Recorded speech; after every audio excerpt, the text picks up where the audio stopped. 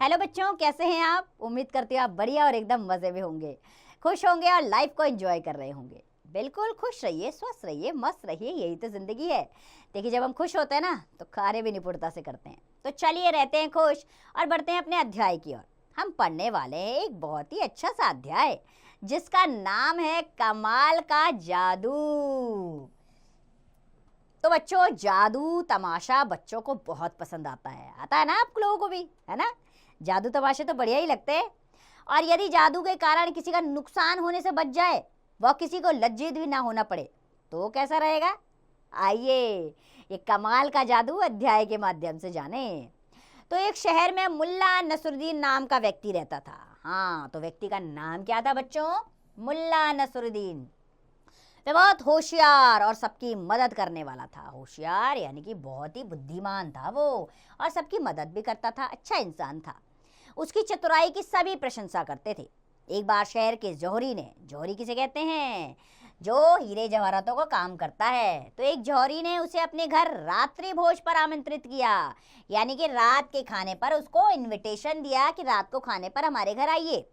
भोजन बहुत ही स्वादिष्ट लग रहा था।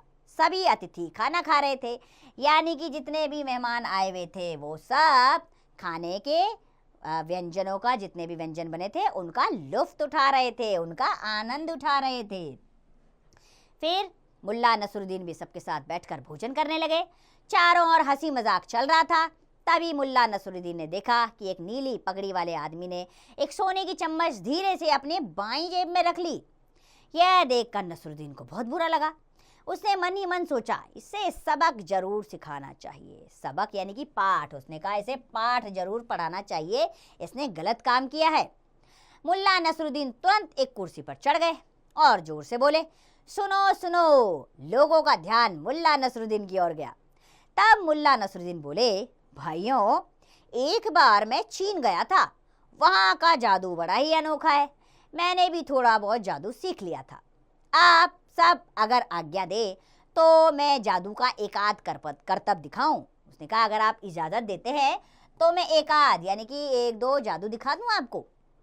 हाँ हाँ, क्यों नहीं, हम लोग आपका जादू अवश्य देखेंगे। सभी लोग मुल्ला नसरुद्दीन की ओर उत्सुकता पूर्वक देखने लगे। उत्सुकता पूर्वक यानी कि बड़े इंटरेस्ट से, बड़े ध्यान से वो मुल्ला नसरुद्दीन को देखने लगे। अब मुल्ला नसरुद्दीन ने एक आदमी को अपने पास बुलाया और बोले, आप एक सोने की चम्मच ले आइए। वह आदमी तुरंत चम्मच ले आया। अब इसे मेरी जेब में डाल दीजिए, मुल्ला नसरुद्दीन ने कहा। उस आदमी ने वैसे ही किया। मुल्ला नसरुद्दीन ने आंखें बंद कर ली और कुछ उटपटांग सा बोलने लगे। उटपटांग जो समझ में नहीं आता वो बोलने लगे और दोनों हाथों से इधर उधर घुमाने लगा। फिर आंखें खोलकर बोले, जादू मंतर, छू मंतर, मेरा वचन न जाए खाली। अरे सोने की चम्मच तुरंत उस नीली पगड़े वाले आदमी की बाईं जेब में चली जा। अब मुल्ला नसरुद्दीन ने अपने पास खड़े आदमी से कहा, जाकर देखो तो जरा उस नीली पगड़ी वाले आदमी की जेब में वह सोने की चम्मच पहुंच गई कि नहीं। वह आदमी तुरंत नीली पगड़ी वाले आदमी के पास पहुंचा। उसने उसकी जेब में हाथ डालकर सोने की चम्मच निकाली और हाथ ऊपर उठाकर सबको दिखाई। सभी लोग जोर जोर से तालियां बजाकर मुल्ला नसरुद्दीन की प्रशंसा करने लगे और बोल उठे, वाह, मुल्ला नसरुद्दीन का जादू तो कमाल का है। मुल्ला नसरुद्दीन ने चुपचाप अपने जेब से चम्मच निकालकर वापस रख दी। इससे जौहरी का नुकसान भी नहीं हुआ और नीली पगड़ी वाला आदमी भी सबके सामने लज्जित होने से बच गया। परंतु उससे अपनी गलती का एहसास तो हो ही गया। तो देखा बच्चों, अगर किसी की करनी को सामने लाना है तो ज़रूरी नहीं उसे बेइज्जत करके सामने लाया जा सके। कुछ ऐसी तरकीब ढूंढनी चाहिए कि समस्या का समाधान बहुत अच्छे तरीके से हो जाए, जैसे कि मुल्ला नसरुद्दीन ने किया। तो अध्याय बड़ा ही दिलचस्प था, मनोरंजक भी था। आइए अब बढ़िया से प्रश्न उत्तर की ओर चलते हैं, यानी कि क्या सीखा हमने इसमें जानेंगे। पहला प्रश्न, सभी लोग मुल्ला नसरुद्दीन की प्रशंसा क्यों करते थे? सभी लोग मुल्ला नसरुद्दीन की प्रशंसा इसलिए करते थे क्योंकि वह बहुत ही बुद्धिमान थे और सबकी मदद करते थे। बाकी के प्रश्न पढ़िए बच्चों और इसी प्रकार पाठ के अनुसार उत्तर आप स्वयं दीजिएगा। आइए अगले प्रश्न पर आते हैं। इसमें रिक्त स्थान भरना है।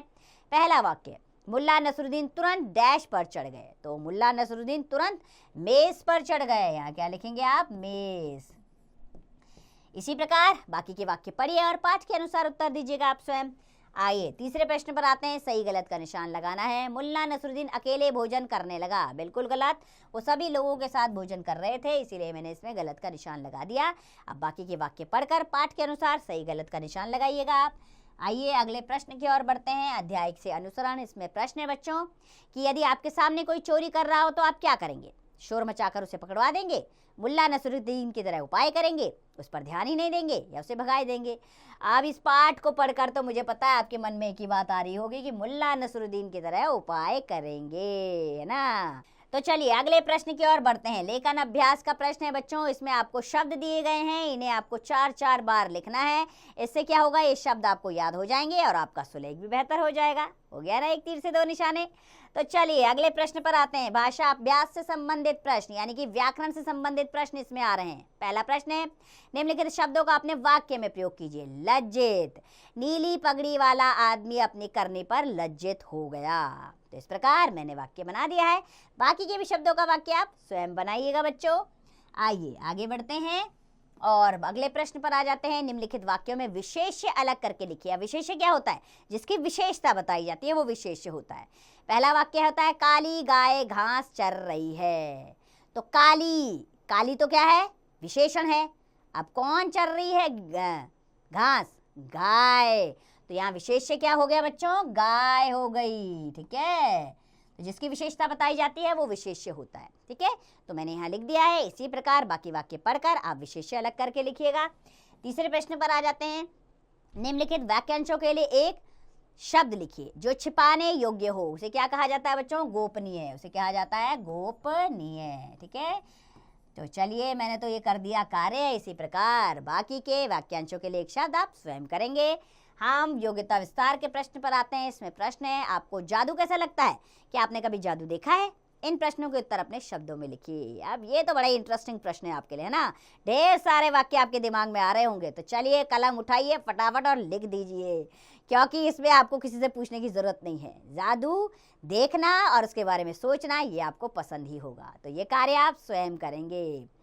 तो बच्चों, हाथ की सफाई क्या होता है? यानी कि चुपचाप काम कर देना। लेकिन कई बार हाथ की सफाई अच्छे कार्य के लिए की जाती है और कई बार गलत कार्य के लिए। ठीक है, जादू दिखाना एक हाथ की सफाई का काम होता है, लेकिन चुपचाप चोरी करना, इसे भी हाथ की सफाई कहते हैं, ये गलत काम होता है। तो इन दोनों बातों में आपने अंतर समझना है और सही दिशा में बढ़ना है, ताकि आप सही दिशा में बढ़कर अपने लक्ष्य को प्राप्त कर पाएं। तो बच्चों खुश रहिए, स्वस्थ रहिए, मस्त रहिए और इसका अभ्यास करते रहिए।